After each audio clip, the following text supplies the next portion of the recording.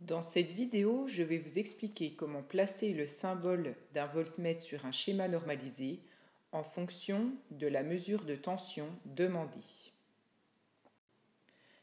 Tout d'abord, il faut être capable de représenter le voltmètre par son symbole normalisé.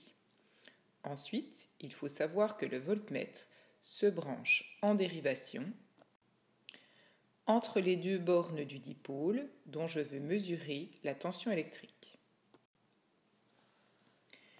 Il faut également savoir que la borne V du voltmètre doit être placée du côté de la borne plus du générateur afin d'obtenir une mesure positive.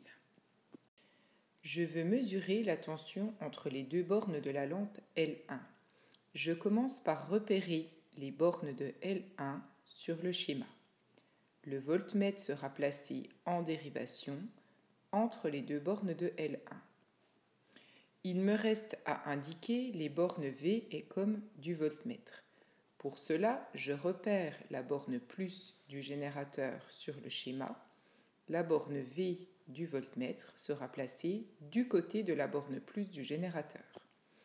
Et la borne COM sera placée du côté de la borne moins du générateur.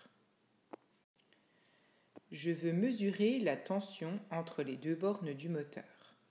Je repère les deux bornes du moteur sur le schéma. Le voltmètre sera placé entre les deux bornes du moteur.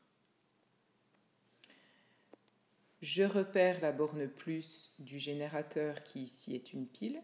Du côté de la borne plus, il y aura la borne V du voltmètre. Et du côté de la borne moins, il y aura la borne COM.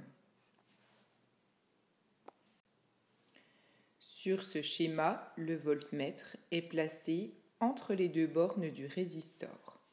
Il mesure la tension entre les deux bornes du résistor.